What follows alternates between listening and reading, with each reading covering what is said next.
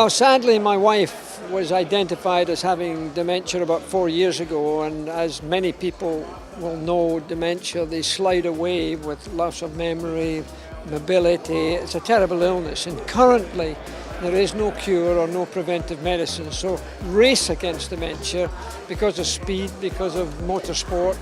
I want to break new ground completely with very young people to try and find, for 25 years, they spent billions, in fact, without success. So we want to do it a new way with young people, basically, from all around the world.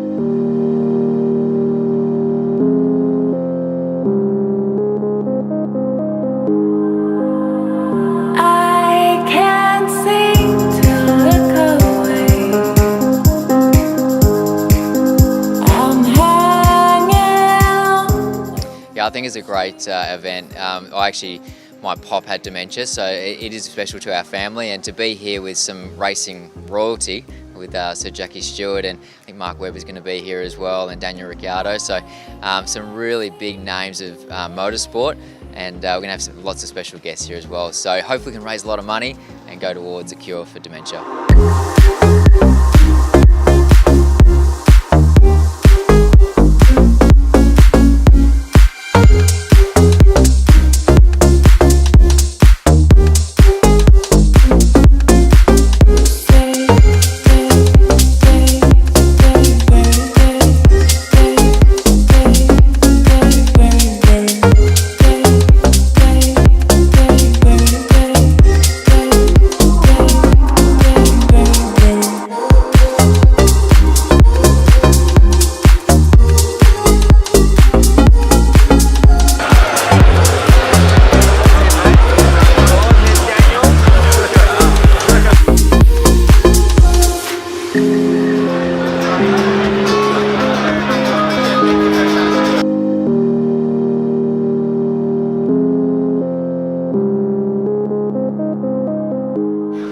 To our amazingly generous donors and sponsors, thank you so much for all your support.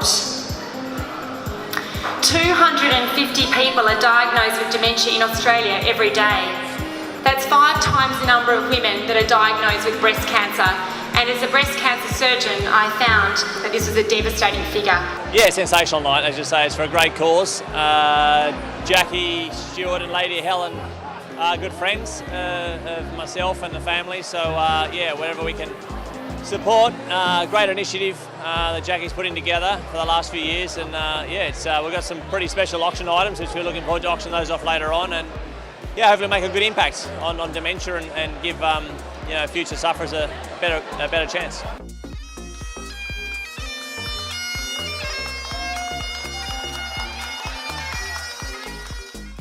You've come here tonight at the invitation of a lot of really nice people. Clearly, the reason I'm here is because of Helen, my wife, having dementia.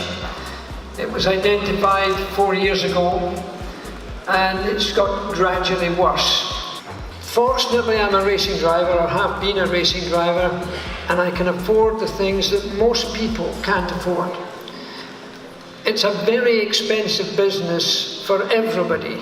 And there's very few people who have the privilege of being able to afford what I have for Helen. It cost me in pounds sterling £425,000 a year just for those, and they're not carers, they're neuro nurses. Can you imagine what everybody else has to go through? It's just not affordable. So from my point of view, we're going to set up from every corner of the world the very best PhDs, they've got to be professors, and from there we're going to put them into the best clinics in the world to find a cause. But it's got to be a separate unit from all of the other units, because the culture's different. I've been to almost all of the big hospitals in the world right now, and unfortunately they're all of the same culture. But the culture we currently have in medicine with regards to finding a cure from dementia simply isn't there. So we need to find a new way of doing business.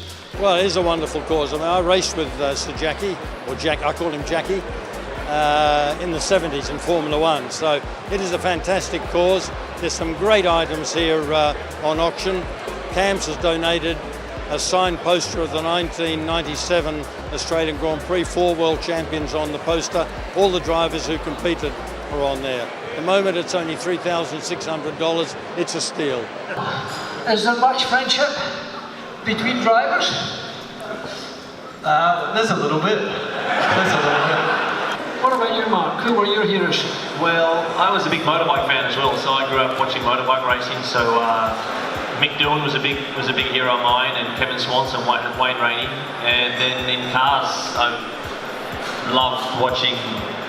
The 80s was my era, I suppose. So obviously you had PK, Senna, Mansell and Prost were the big four at that time. Why so many Australian racing drivers have done so well around the world?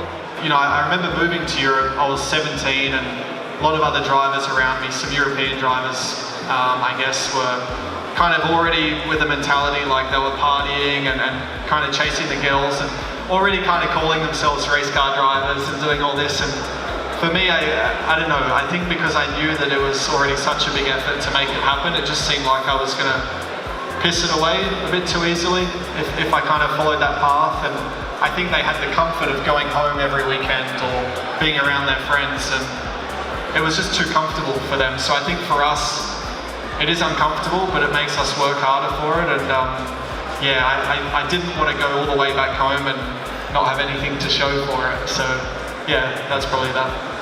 And to be here just before the Grand Prix, really thank you for both. All the best with the weekend, son.